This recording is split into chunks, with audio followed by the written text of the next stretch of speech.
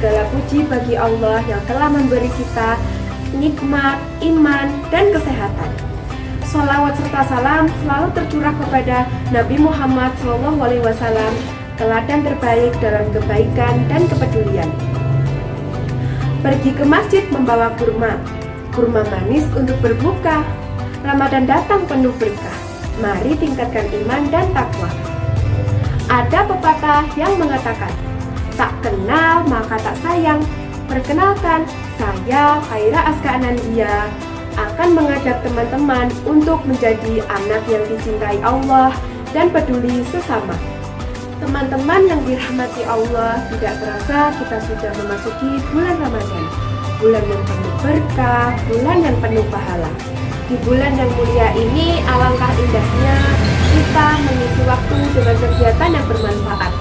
Salah satu contohnya dengan peduli kepada sesama. Kepedulian sosial adalah perintah agama Islam. Kita tidak boleh hidup sendiri-sendiri. Kita harus hidup saling membantu dan bekerja sama dalam kebaikan.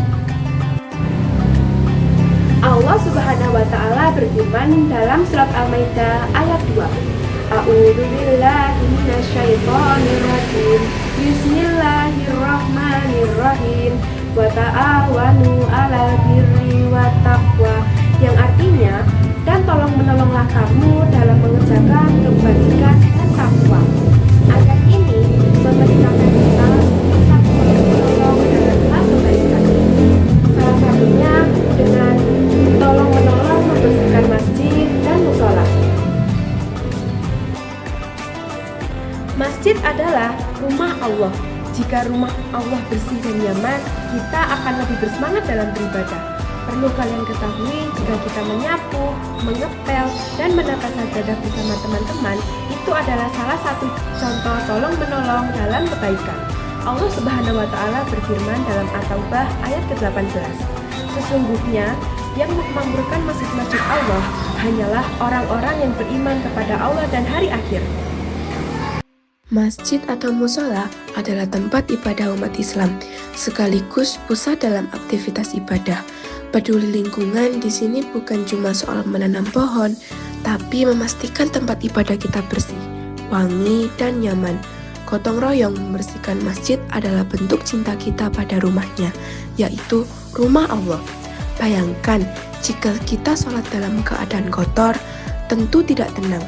Dengan bersama-sama menyapu, mengepel, membersihkan mukena, hingga merapikan sajadah, kita tidak hanya membuat fisik masjid bersih, tapi juga membersihkan hati kita dari sifat egois. Pekerjaan berat akan terasa ringan jika dilakukan bersama.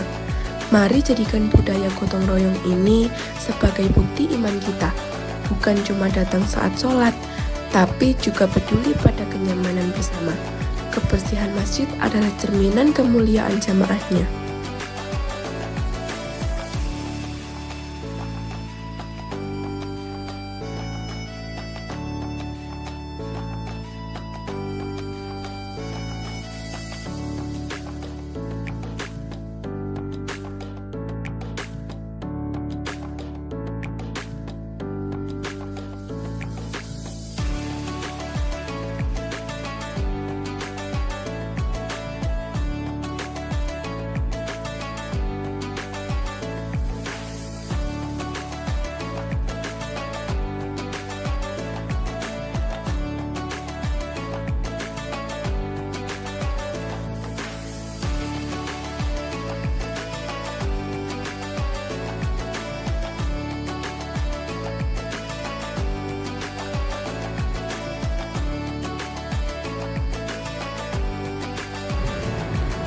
Memakmurkan masjid bukan hanya dengan sholat berjamaah saja, tetapi juga dengan menjaga kebersihannya. Karena masjid yang bersih membuat kita sholat beribadah dengan nyaman. Rasulullah SAW pernah bersabda, "At-tuhuru syatrul iman", yang artinya kebersihan merupakan sebagian dari iman. Hadis ini menjelaskan tentang kebersihan, termasuk kebersihan masjid atau musola, merupakan tanggung jawab kita semua, yang merupakan bentuk dari keimanan kita.